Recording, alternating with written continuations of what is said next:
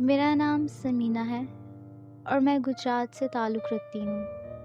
میری عمر 20 سال ہے۔ میرے ابا ایک زمیندار تھے۔ میں بہت فیشن کرنے والی لڑکی تھی۔ ابا نے اپنے دور کے دوست کے بیٹے کے ساتھ میری شادی کی تاریخ پکی کر دی۔ میں نے آج تک اسے دیکھا بھی نہ تھا، لیکن ابا کا فیصلہ تھا تو مجھے یہ سب کرنا ہی تھا۔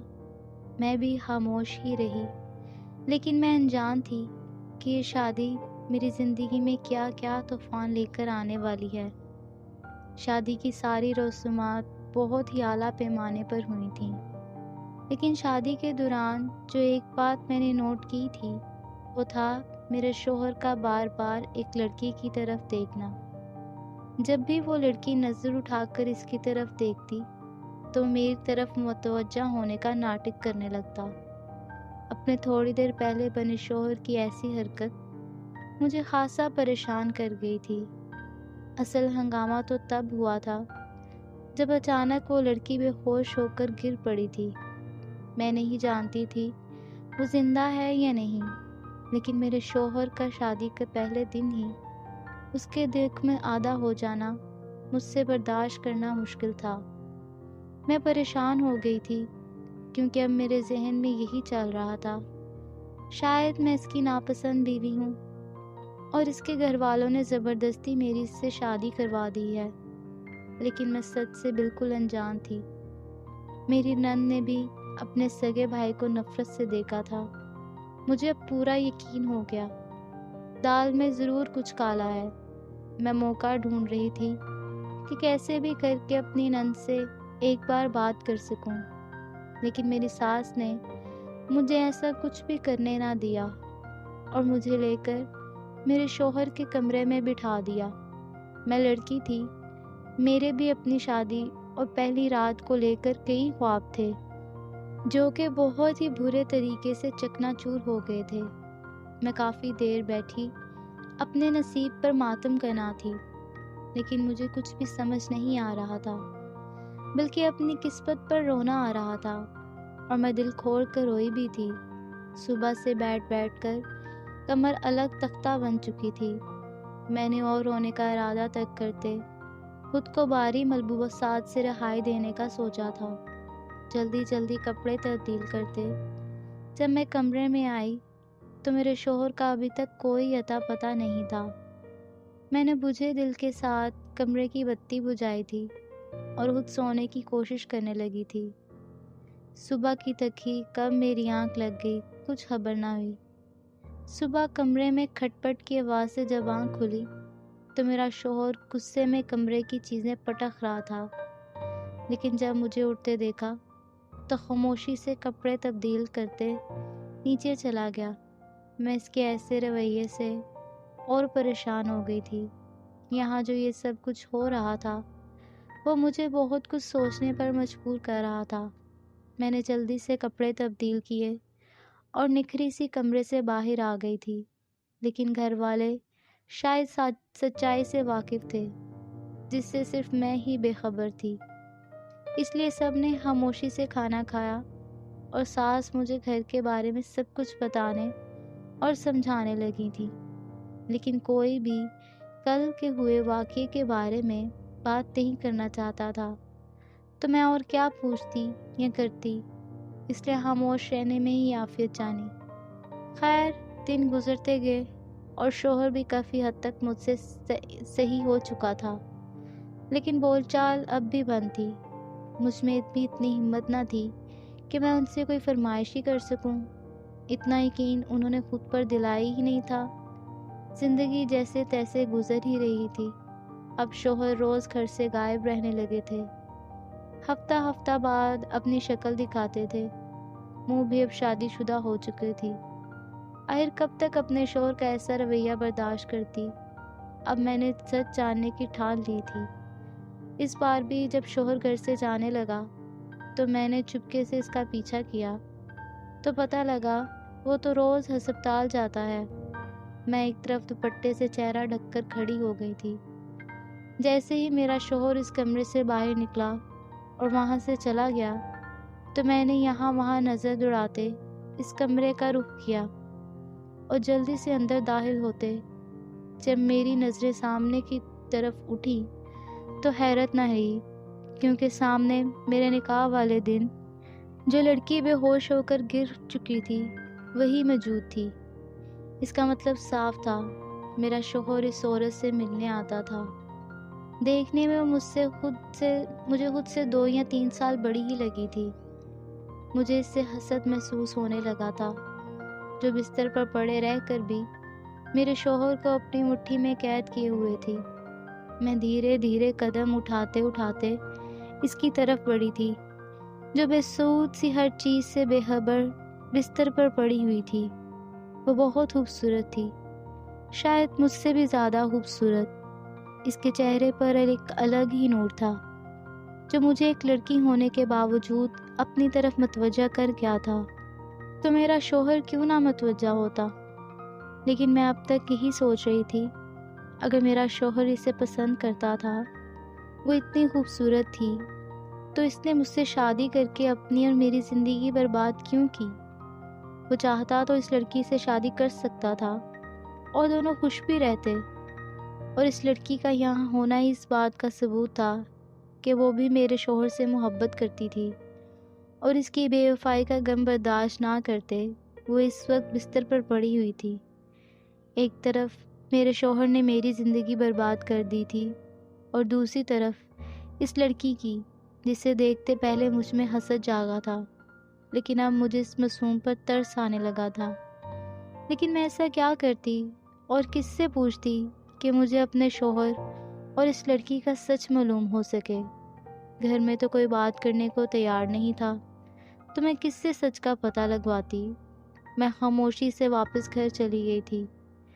مجھے 2 مہینے ہو چکے تھے۔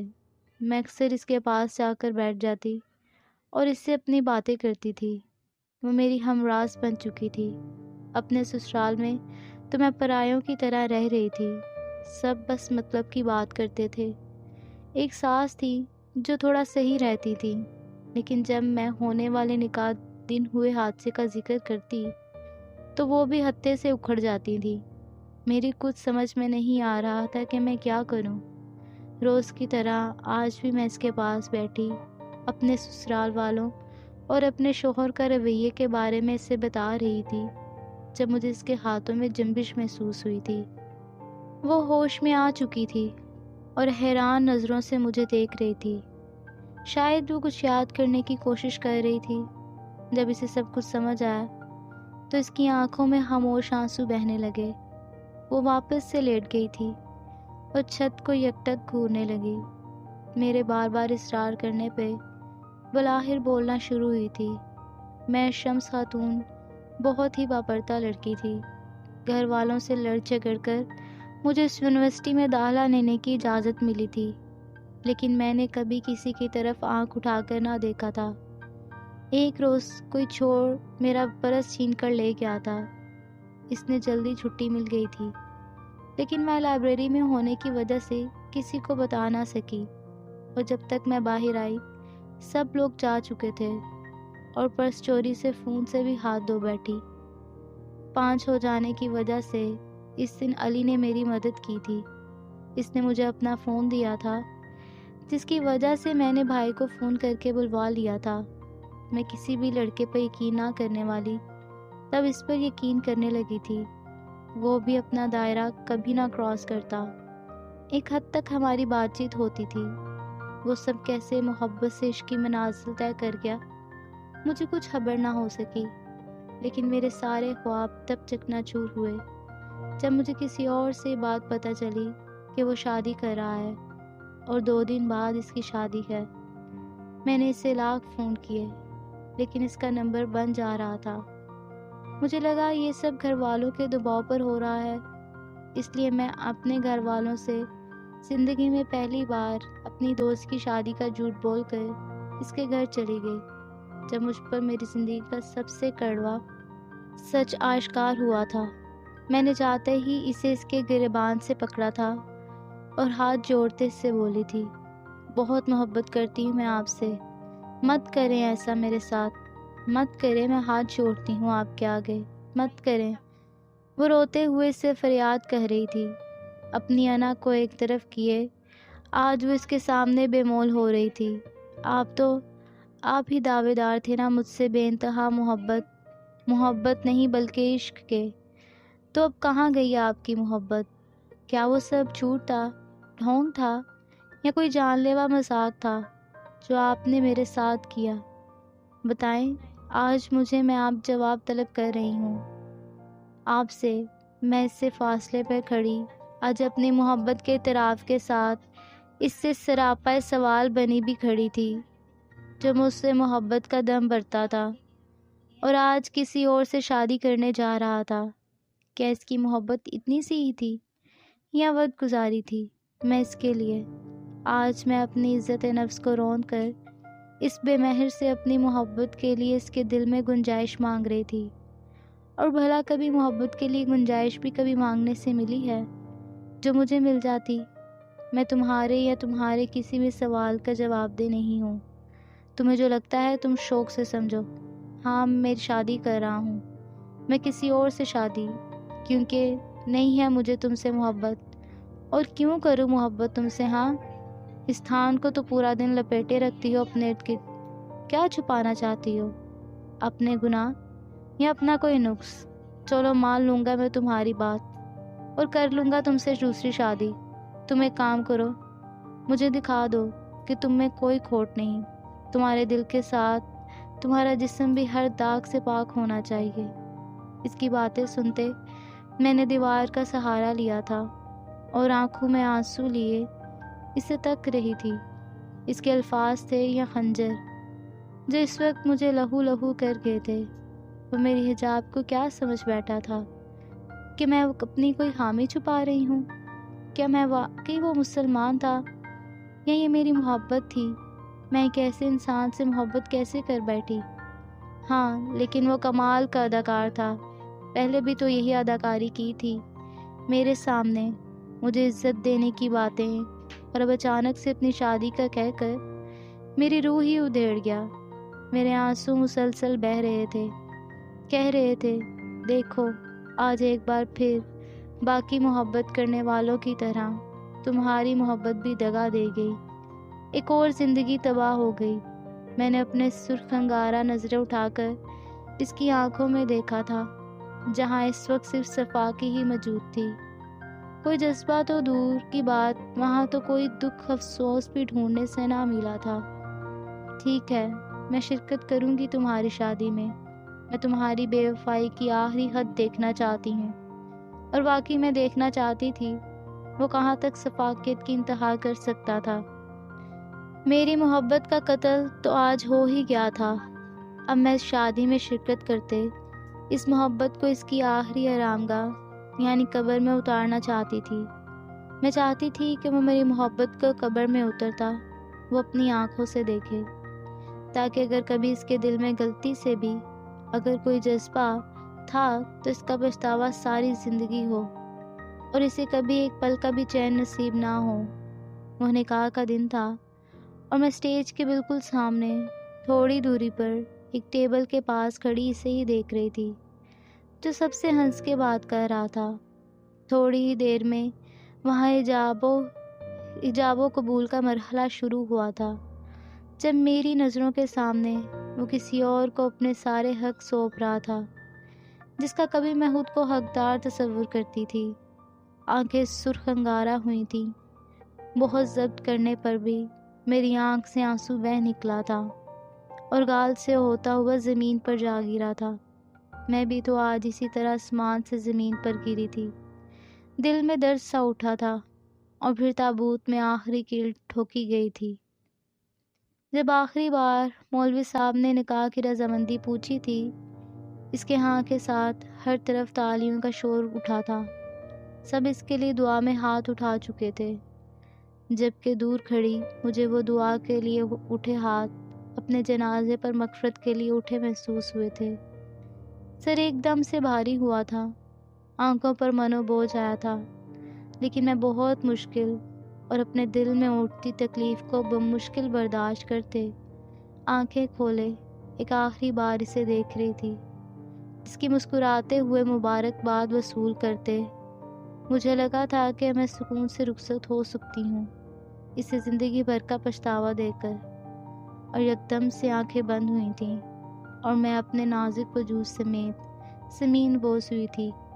ایک آخری الوداعی نظر اس پر ڈالی تھی اور پھر وہاں ہمیشہ ہمیشہ کے لیے خاموشی چھا گئی تھی۔ ہر طرف شور اٹھ چکا تھا، ہر کوئی میری طرف لپکا تھا۔ شوخ چنچل سی لڑکی سب سے ناراض سی انہیں چھوڑ کر، سب سے ناراض ہو کر روٹھ کر وہاں سے چلی گئی تھی جہاں سے کبھی واپسی نہیں ہوتی۔ اب وہ میرے سامنے میرے لیے چیخو پکار کر رہے تھے۔ کوئی ڈاکٹر کو بلانے کا کہہ رہا تھا تو کوئی مجھے ہسپتال لے کر جانے کا، لیکن وہ ایک وجود تھا جو ساکت نظروں سے ابھی تک اپنی نظریں میرے وجود پر گاڑے بیٹھا تھا، یہاں تک کہ مجھے وہاں سے ہسپتال لے کر جایا گیا تھا، لیکن اس کی نظریں ابھی تک وہیں تھیں، اسی جگہ پر۔ تو کیا میں اس کی محبت کی بازی ہار کر بھی جیت گئی تھی؟ ہاں، میں جیت گئی تھی۔ اس کی آنکھوں میں واضح تھا۔ میں محبت کے محل اور دودھ کی ٹوٹی ہوئی کرچیاں اپنے سینے پر سہتے اپنی آرامگاہ کی طرف چل دی تھی، پیچھے سے پچھتاوے کی آگ میں جلتا چھوڑ گئی تھی، ایسی آگ جو اسے اتنی تکلیف دینے والی تھی کہ وہ مرنے کی دعا کرنے والا تھا، لیکن اسے موت نصیب نہیں ہونے والی تھی۔ وہ ہمیشہ پچھتاوے کی آگ میں جلتے رہنے والا تھا، جو آگ کبھی ٹھنڈی نہیں ہونے والی تھی۔ لیکن دیکھو، میں جو سمجھ رہی تھی میں مر جاؤں گی، دیکھو میں نہیں مری۔ صدمہ برداشت کرتے میں کوما میں چلی گئی تھی۔ وہ آتا تھا لیکن بغیر کچھ بولے ہی چلا جاتا تھا۔ کیا یہ محبت تھی؟ نہیں، یہ سب اس کا ڈرامہ ہے۔ اب وہ یہ ثابت کرنا چاہتا ہے کہ وہ مجھے قبول کر لے گا، میں سب بھول جاؤں۔ لیکن تم تو اس کی بیوی ہو۔ ایک بار، بس ایک بار خود کو میری جگہ رکھ کر بتاؤ، کیا میں ایسا کر سکتی ہوں؟ اس شخص نے میرے پردے اور میرے حجاب کو لے کر، میری پاکیزہ محبت کو لے کر جو کچھ کہا، میں کبھی اسے معاف نہیں کروں گی، کبھی بھی نہیں۔ میں چاہتی تھی میں مر جاؤں اور اس کے لیے پچھتاوے چھوڑ جاؤں، لیکن میں نہیں مری، میں زندہ ہوں۔ میں مرنا چاہتی ہوں کیونکہ مجھ سے یہ سب برداشت نہیں ہوتا، لیکن اس کے باوجود میں حرام موت کو گلے نہیں لگا سکتی۔ وہ نازک سی لڑکی اس وقت میرے ہاتھوں پر اپنا سر رکھے پھوٹ پھوٹ کر روتے ہوئے اپنے اوپر گزری قیامت بیان کر رہی تھی، اور وہ واقعی بہت ہمت والی تھی، جو اتنا سب ہو جانے کے بعد بھی حرام اور حلال میں فرق سمجھتی تھی اور غلط قدم نہیں اٹھا رہی تھی۔ میرے پاس اس کو کہنے کے لیے کوئی الفاظ نہیں تھے۔ مجھے اپنے شوہر پر بے تحاشا غصہ اور نفرت محسوس ہو رہی تھی۔ وہ کسی سے محبت کرنے کے لائق نہیں تھا، جو نہ اپنی محبت کا مان رکھ سکا اور نہ ہی اپنی شادی شدہ زندگی کو ہموار کر سکا۔ اس کے ابد اس لڑکی کے گھر والے اسے لے گئے تھے۔ راتوں رات وہ لوگ کہاں چلے گئے، ہمیں کچھ علم نہ ہو سکا۔ میرا شوہر پاگلوں کی طرح اسے ڈھونڈتا ہے، لیکن وہ اسے نہیں ملتی۔ میں ان سب میں الگ ایک سزا کی طرح اپنی زندگی گزار رہی ہوں، جبکہ میرے شوہر کو اس کے دکھ اور درد بڑے لگتے ہیں۔ میں اس کے سامنے آج بھی ایک بے مول چیز سے زیادہ کوئی اوقات نہیں رکھتی ہوں۔ آپ کو کیا لگتا ہے، جو کچھ بھی میرے شوہر نے ایک لڑکی کو محبت کے جال میں پھانس کر اس کے حجاب کے نشانہ بنا کر کیا، کیا وہ صحیح تھا؟ میرا شوہر اب جس بھی حال میں ہے، ہر جگہ مارا اسے ہی ڈھونڈتا پھرتا ہے۔ کیا اس کا انجام یہی ہونا چاہیے تھا، یا اس کا حساب اس کے آنے والی اولاد کو چکانا؟